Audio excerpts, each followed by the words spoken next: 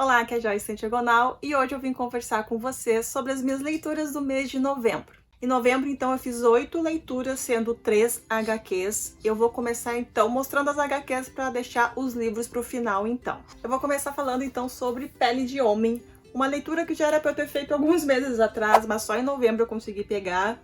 E, gente, que HQ incrível! Pele de Homem, então, é um HQ do Rupert e do Zanzin.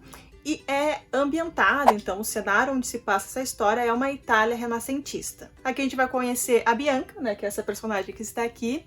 E a Bianca, então, ela tá prestes a se casar ali, a família dela, ela vai arranjar um casamento para ela. E é um casamento que vai visar ali lucro ali para aquelas duas famílias, né? O noivo dela, né, que vai ser o Giovanni, ele é de uma família de comerciantes, então a união dessas duas famílias vai ser meio que um trato ali, então é uma união muito importante. E obviamente que a Bianca, ela não tá muito feliz, assim, ela tá cheia de receios, insegurança referente a esse casamento, porque ela não conhece o Giovanni, não sabe de onde ele vem, não sabe como ele é. Ela tá um pouco insatisfeita com essa situação. Ela vai passar alguns dias, então, com a madrinha dela em uma outra cidade, né? E vai ser na casa da madrinha que ela vai conhecer, então é um segredo guardado ali, as 7 chaves, por todas as mulheres dessa família. As mulheres da família da Bianca, então, guardam uma pele de homem. E é exatamente isso, gente. Aqui dá pra ver que ela está vestindo, né, a pele de homem. E qual é a intenção dela vestir essa pele de homem? É ela conseguir, vamos dizer assim, adentrar no habitat natural dos homens e assim ela conseguir se aproximar do Giovanni, conhecer melhor ele, para ver se de repente ela consegue se apaixonar por ele. E gente, esse quadrinho aqui, ele foi ganhador de 9 prêmios, tá? Do mundo dos quadrinhos, então realmente é um quadrinho muito bom, muito merecedor. A arte dele, ó, é incrível. Muito bonita, é o tipo de arte que me agrada bastante, sabe? Que é meio cartoon, assim, eu acho que dá pra se dizer. Então eu gosto de coisas bem coloridas. E além de tudo isso, aqui a gente vai ter debates bem importantes aqui, como a sexualidade das mulheres, a liberdade das mulheres naquela época, né? E o porquê que o sexo era tratado diferente entre os homens e as mulheres, sabe? Porque que tudo bem os homens saírem à noite para curtirem a noite e as mulheres tinham que ficar em casa, então isso é bem debatido aqui. A gente tá falando também da Renascença, então a gente vai ter um personagem aqui que inclusive é irmão da Bianca, que vai fazer o papel ali da igreja, né, que abomina esses tipos de atitude, né, que quer colocar na fogueira as mulheres que cometiam adultério, sendo que homens também cometiam e não tinham nenhum tipo de consequência. Então realmente é uma HQ muito boa, recomendo bastante. Acho que entrou com certeza nas minhas HQs melhores do ano. Depois eu li um quadrinho que eu ganhei de amigo secreto, chegou aqui e eu já li, que é Cinema Panopticon. Eu acho que é assim que se pronuncia, né? Eu sei que esse quadrinho aqui é a primeira obra do Thomas Ott, publicado aqui no Brasil, então tá saindo pela Dark Side. Ele é bem fininho, tá? E aqui a gente vai conhecer uma menininha e ela vai parar ali dentro de um parque e ela tem apenas, se eu não me engano, 6 moedas, né, pra gastar nesse parque, porém nada ali naquele parque custa 6 moedas. Até que ela vai encontrar ali uma sala escura, repleta de caixinhas com pequenos filmes. É como se fosse cinetoscópios, eu acho que é isso, né? Que foi os primeiros filmes ali, né, que apareceram, né? Que é uma sequência de imagens que vai formando um filme. Então aqui a gente vai ter essas histórias, esses filmes que na verdade que ela vai descobrir nessa câmera. Ela vai colocar uma moeda em cada caixa e vai então descobrir qual é o filme, né? Qual é a história que se passa dentro dessas caixas. Então é como se fosse pequenas histórias dentro de uma história, só que, óbvio, são histórias de horror, tá? Então é uma mais escabrosa com a outra. Eu achei incrível essas histórias e de alguma forma elas vão se conectar com essa menininha aqui, tá? Então o final é bem surpreendente. E eu tava lendo o texto de apoio também desse quadrinho aqui, e o Thomas Ott tem uma técnica bem interessante, que é... ele desenha então num papel e depois com o estilete ele rasga, né, esse papel. Então ele faz esse efeito. Deixa eu tentar mostrar aqui pra vocês como é que funciona a arte dele. Faz esse efeito de pequenas ranhuras na arte, né? Então isso aqui que vocês veem, esses risquinhos, na verdade são rasgos no papel, que obviamente depois ele digitaliza, né? E vai aparecer na forma dessa graphic novel aqui. Então, gente, muito bom. Quem gosta do gênero, excelente. E também é um quadrinho mudo, tá, gente? É uma narrativa muda, mas isso não altera em nada a tua experiência, muito pelo contrário, parece que ela enriquece ainda mais os sentimentos que tu vai sentindo ao longo da leitura. E o terceiro quadrinho, então, que eu li nesse mês foi Crisálida, então, é um quadrinho nacional que saiu pela editora Guará. Esse aqui é um resquício também do meu unboxing de aniversário, tá? Esqueci de mostrar no unboxing, não sei porquê, mas está aparecendo aqui. Então, isso aqui foi uma grata surpresa, foi uma leitura muito gostosa de fazer, é uma narrativa muito delicada, um assunto muito interessante também, porque são assuntos bem atuais, assim, principalmente do nosso país, né, e coisas que a gente vivencia e vê acontecendo à nossa volta. Aqui a gente vai conhecer o Cássio, que é esse senhor aqui, e a gente vai acompanhar a reaproximação da família dele, né? Ele tem um filho meio afastado, que, se eu não me engano, qual é o nome dele? Eu acho que o nome do filho dele é Pedro, tá? Mas posso estar errada, mas enfim, tá?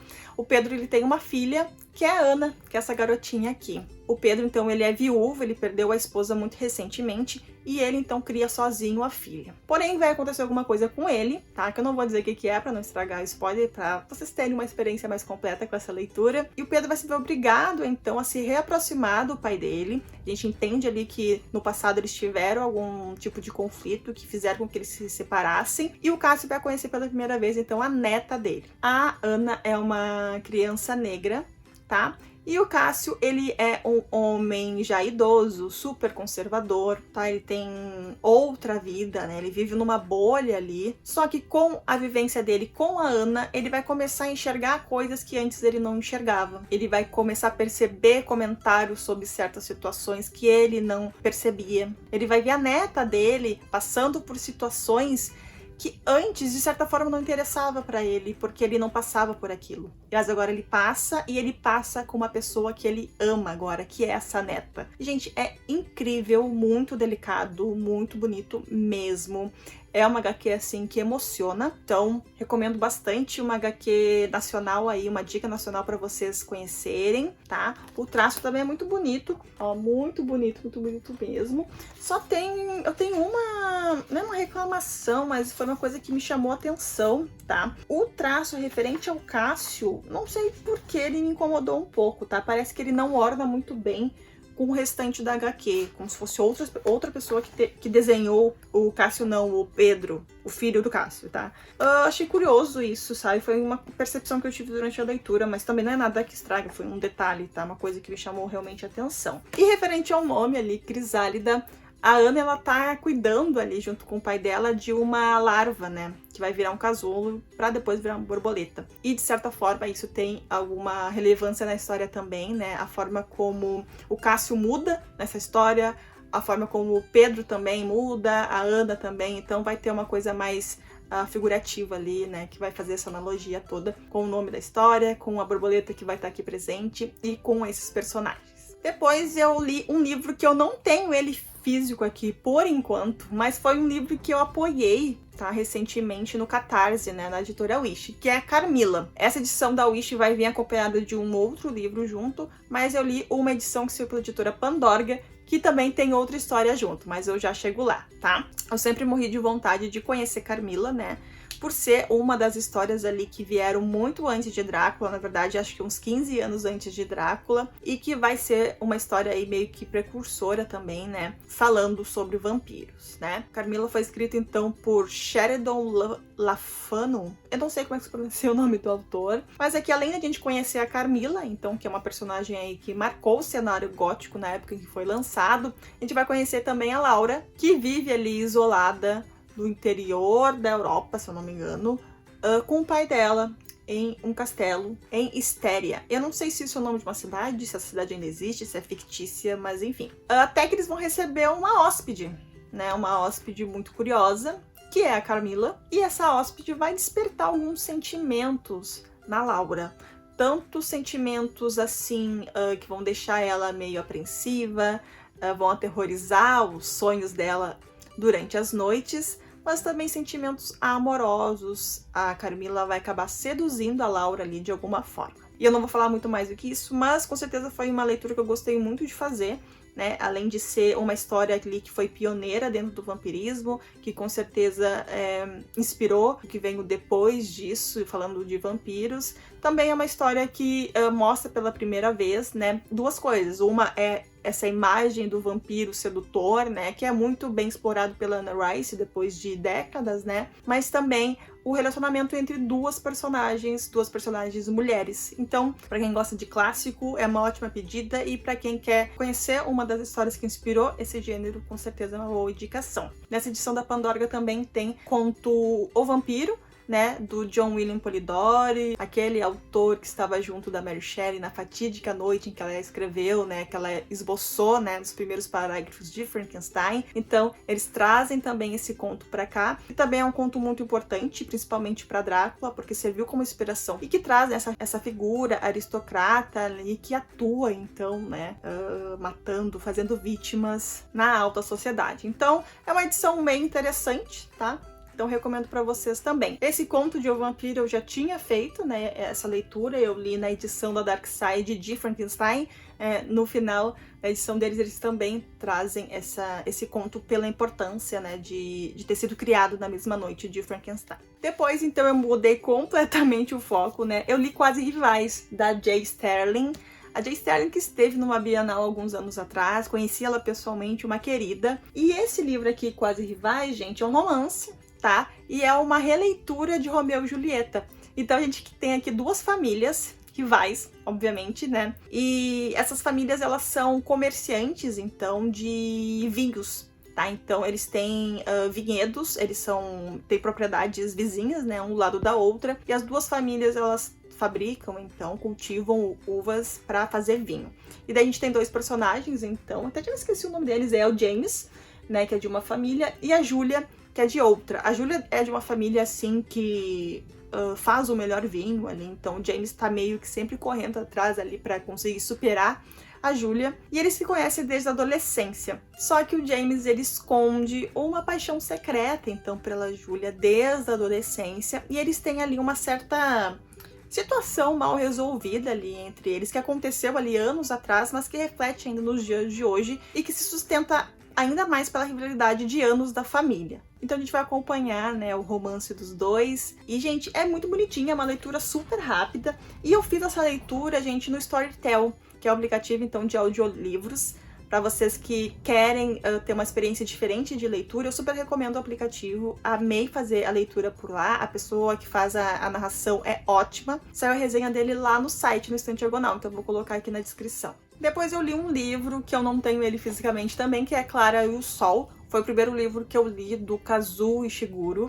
Foi uma experiência bem positiva, assim, eu gostei bastante da leitura. É uma ficção científica que vai falar sobre robôs e inteligências artificiais. Aqui a gente vai conhecer a Clara, então, que é uma AA, que é uma amiga artificial, que é um robô, então, para fazer companhia para as crianças, tá? Então a gente vai acompanhar ali a rotina dela dentro da loja em que ela está exposta, né, para ser vendida. E a gente vai acompanhar desde o início, desde quando ela conhece a Josie, que vai ser ali a futura dona dela, então, desde que ela se encontra a primeira vez, né, na vitrine, quando elas conversam, até anos, então, vivendo nessa família. A narradora desse livro é a Clara, então a gente vai ter a perspectiva inteira baseada nos sentimentos e na visão mesmo dela, do robô, né? Então é bem interessante ver a percepção dela sobre o mundo, a percepção dela sobre esses personagens, a percepção dela sobre a Josie, que é uma menina um pouco debilitada, que tem a saúde um pouco debilitada devido às mudanças dessa sociedade, desse mundo aqui. Aqui as crianças, elas passaram por algumas mudanças, assim, para serem mais inteligentes, de certa forma, só que isso teve um efeito colateral. E algumas crianças, elas ou ficaram muito doentes ou até faleceram, né? Então a gente vai acompanhar essa realidade da Josie, que é uma criança que está muito doente, mas também dessa família que já perdeu uma filha, né? A Josie perdeu uma irmã para isso, né? Então a gente acompanha ali, né, a Clara inserida nesse contexto e o como ela vai percebendo, assim, os sentimentos, o como ela vai criando vínculos com esses personagens. Então é bem a típica história em que a gente acompanha o robô lidando com a bondade humana, criando ou não sentimentos. Será que os robôs podem criar sentimentos? Eu achei bem legal que, de certa forma, vai debater aqui um pouco sobre fé, sobre acreditar né? A Clara tem uma ligação muito forte com o Sol pra ela aqui seria Deus, então... Enfim, é um debate bem interessante, eu gostei bastante. E com a minha primeira experiência com o Shiguro, eu acho que foi super positiva, né? O pessoal recomendou bastante lá do Vórtice, né? Porque foi uma leitura do Vórtice, o Não Me Abandone Jamais. E é uma leitura, então com certeza é uma das próximas leituras que eu faria dele. E depois, gente, as duas últimas leituras desse mês, eu concluí uma série. E sério, eu me sinto muito, muito, muito feliz de ter concluído essa série e de ter gostado tanto, tá? Alguns meses atrás eu li, então, Sombriossos, porque eu queria assistir a série meio que sabendo o básico, mas acabou que eu desisti de assistir a série de TV porque eu queria me aprofundar mais nos livros. Então eu dei uma pausa na série de TV e agora em novembro, então eu peguei pra finalizar a primeira trilogia. Eu peguei Sol e Tormenta e depois em seguida peguei Ruína e Ascensão. Sol e Tormenta, ele é muito intenso, assim, né? Na verdade os dois são, né? Eles começam... o Sol e Tormenta ele começa de um jeito um pouco mais calmaria, né? Enquanto o Ruína e Ascensão já começa a dar loucurada, assim, isso é muito interessante. Mas assim, gente, é difícil falar sobre um segundo e um terceiro livro que encerra uma trilogia sem dar spoilers, né? Mas eu já tinha comentado com vocês em Sombriossos que eu gostei bastante desse universo, fiquei realmente muito apaixonada, acho o contexto muito interessante, gosto do sistema de magia, gosto de como a Lina tá inserida nesse contexto. Aqui a gente vai conhecer um personagem novo, então, um personagem que virou o meu queridinho aí, que ele aparece meio disfarçado aqui, mas depois a gente sabe quem ele é. Quero fazer um vídeo pra trilogia, tá? Vou fazer um vídeo falando dos três, mas gostei muito de Sol e Tormenta.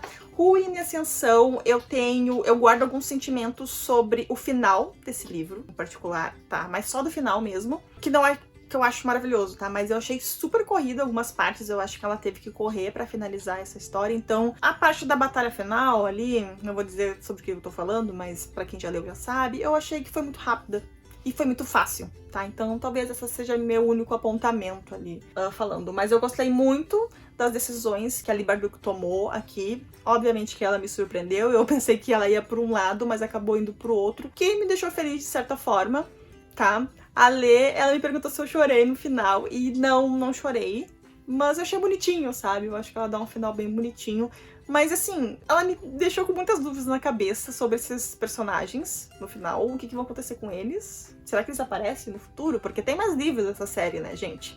Agora a minha próxima jornada é com Six of Crows, mas eu sei que tem uma série só pro Nikolai também, então não sei. Eu acho que eles não aparecem mais, mas seria legal se aparecesse, né? Mas é isso, então eu finalizei essa trilogia, fiquei muito, muito, muito feliz e muito orgulhosa de mim mesma. Gente, lembrando que algum desses livros eu vou colocar o link na descrição aqui pra quem quiser adquirir. Vocês comprando pelo meu link, vocês vão estar me dando uma pequena comissão. Tá? E essas foram as minhas leituras, então, do mês de novembro. Eu fiquei muito satisfeita com essas leituras. Enquanto eu tava fazendo essa lista, eu até quase me esqueci desses dois livros de Sol, Tormenta e Ruína de Ascensão, mas acabei me lembrando, não sei porque eu não marquei no Scooby quando eu terminei, mas foi bem assim, eu terminei Sol e Tormenta no mesmo momento, já comecei Ruína de Ascensão, então acho que por isso que deu uma bugadinha aqui no meu cérebro, tá? Então é isso, espero que vocês tenham gostado desse vídeo, dá like nesse vídeo pra ajudar na divulgação, se inscreve no canal se você ainda não é inscrito, e a gente se vê então no próximo vídeo. Tchau!